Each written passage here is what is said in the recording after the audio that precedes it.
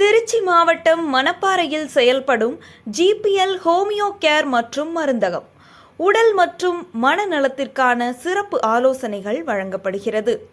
உடற்பயிற்சி மற்றும் உணவு மூலம் உங்கள் ஆரோக்கியத்தை நலமாக வைத்துக்கொள்ள ஆலோசனை வழங்கப்படுகிறது. சிறுநீரக கற்கள், நாள்பட்ட தோல் நோய்கள், எலும்பு தேய்மானம், மூட்டுவலி, இரத்த அழுத்தம், நீரழிவு நோய், பெண்களுக்கு மாதவிடாய் பிரச்சனைகள், தைராய்டு, மனநல பிரச்சனைகள், அலர்ஜி, ஆஸ்துமா போன்ற சுவாச பிரச்சனைகள், உள் மற்றும் வெளி மூலம், குழந்தையின்மை, வயிற்று உபாதைகள் போன்ற அனைத்து நாள்பட்ட நோய்களுக்கும் ஆலோசனையுடன் கூடிய சிறப்பான சிகிச்சை வழங்கப்படுகிறது. GPL homeo care doctor G. Anand BSc BHMS, doctor N. Shobana Anand BHMS, MSc psychology, MA yoga. தொடர்புக்கு 9786531722 மற்றும் 9440832828. மூச்சு பயிற்சிகள் பற்றி இன்னைக்கு உங்ககிட்ட பகிர்ந்துக்கலாம் அப்படின்னு நினைக்கிறேன். மூச்சு பயிற்சிகளில் ஒரு 5 வகையான பயிற்சி மட்டும் இன்னைக்கு நான் உங்களுக்கு சொல்லித்தரலாம்னு நினைக்கிறேன். அதில் முதலாவதாக பார்க்க போகிற பயிற்சி நம்ம எல்லாரும் செய்யக்கூடியது தான்.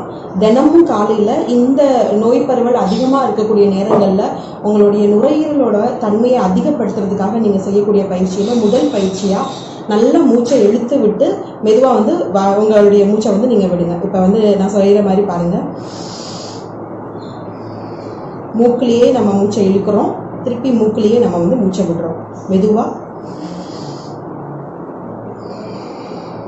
இப்படி தினமும் காலையில ஒரு 10லிருந்து 20 தடவை, இந்த 20 தடவை நீங்க செஞ்சு வரும்போது அப்படிங்கிற பேரெல்லாம் நீங்க இந்த 5 பயிற்சிகளை செஞ்சீங்க அப்படின்னா இன்னும் உங்களுடைய நுரையீரலோட ஆக்சிஜன் லெவலை நீங்க அதிகப்படுத்திக்கலாம்.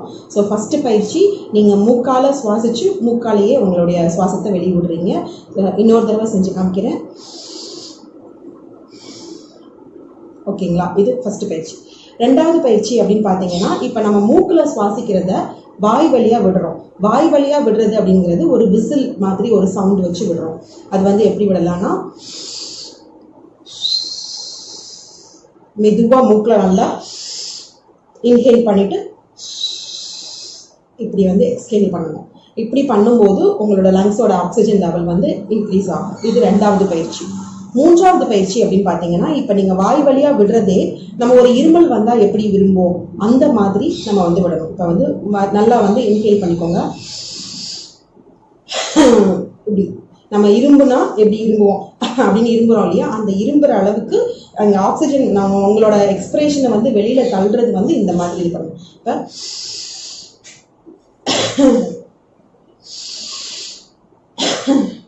இப்படி இது மூன்றாவது பயிற்சி.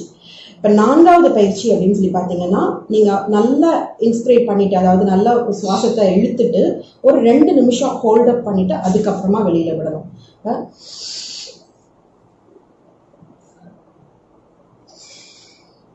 அதாவது 5 கவுண்ட் உங்க கைவிரல்கள்ல எண்ணிக்கோங்க. மெதுவா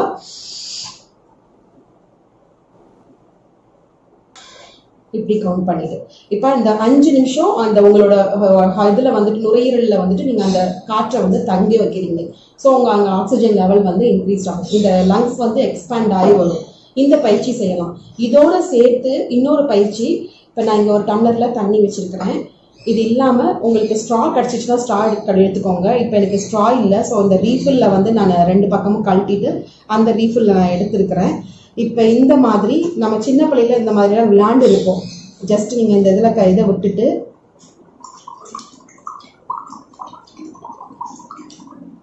இப்படி இந்த இதுக்குள்ள விட்டு நீங்க இதை நீங்க பண்றதுக்கு முன்னாடி மூக்குல சுவாசத்தை வச்சுக்கோங்க. உங்க காத்தை விடுறது இந்த தண்ணிக்குள்ள விடணும். அப்ப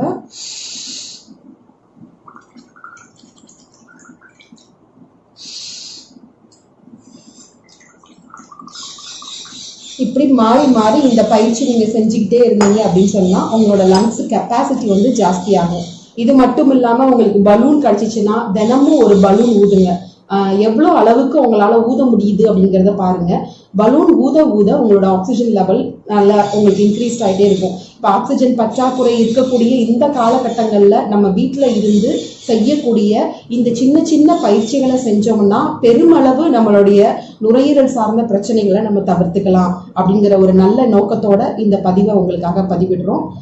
இந்த பதிவை உங்களுடைய நலன் கருதி நாங்கள் சொல்றோம். ஸோ இதை வந்து நீங்க வீட்டில் ட்ரை பண்ணுங்க. நன்றி.